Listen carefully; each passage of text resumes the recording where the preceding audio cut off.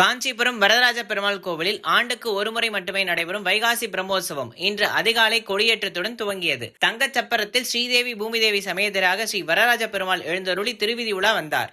108 வைணவ திவ்ய தேசங்களில் ஒன்றானதும் உலக பிரசித்தி பெற்ற அத்திவரதர் கோவில் என அழைக்கப்படுகின்ற காஞ்சிபுரம் ஸ்ரீ வரதராஜ பெருமாள் திருக்கோவிலில் ஆண்டுதோறும் நடைபெறுகின்ற வைகாசி மாத பிரம்மோற்சவம் இன்று வெகு விமர்சையாக கொடியேற்றத்துடன் துவங்கியது. வைகாசி பிரம்மோற்சவத்தை ஒட்டி அத்திகிரி மலையிலிருந்து ஸ்ரீதேவி பூமிதேவி சமேதராக இறங்கி வந்த ஸ்ரீ வரதராஜ பெருமாளுக்கு அபிஷேக ஆராதனைகள் செய்து சிறப்பு அலங்காரத்தில் தங்க கொடிமரத்தின் அருகே உள்ள மண்டபத்தில் எழுந்தருளச் செய்தனர். பின்னர் கருடாழ்வார் சின்னம் பொறிக்கப்பட்ட கொடி பல்லக்கில் ஊர்வலமாக கொண்டுவரப்பட்டு தங்க கொடிமரத்திற்கு சிறப்பு பூஜைகள் செய்து மேலதாள வாத்தியங்கள் ஒலிக்க, வேத பாராயண கோஷ்டியினர் வேத மந்திரங்கள் முழங்க, அதிர்வேட்டுகள் வெடிக்க திருக்கோவிலின் பட்டாச்சாரியார்கள் கருடாழ்வார் கொடியினை தங்க கொடிமரத்தில் ஏற்றி வைத்து வைகாசி பிரம்மோற்சவத்தை துவங்கி வைத்தனர். முதல் நாள் காலை உற்சவத்தை ஒட்டி தங்கச் சப்பரத்தில் பட்டாச்சாரியார்கள் வெண்சாமரம் வீச, ஸ்ரீதேவி பூமிதேவி தாயார்களுடன் ஸ்ரீ வரதராஜ பெருமாள் ஊர்வலமாக புறப்பட்டு காஞ்சிபுரம் நகரத்தின் முக்கிய வீதிகள் வழியாக திருவிதி உலா வந்து பக்தர்களுக்கு அருள்பாலித்தார். அதிகாலையில் தங்கச் சப்பரத்தில் வீதி உலா வந்த வரதராஜ பெருமாளை திரளான பக்தர்கள் காத்திருந்து சுவாமி தரிசனம் செய்தனர். விழா உபயத்தினை காஞ்சிபுரம் பட்டு சாலியர் வகையரா சிறப்பாக செய்திருந்தனர்.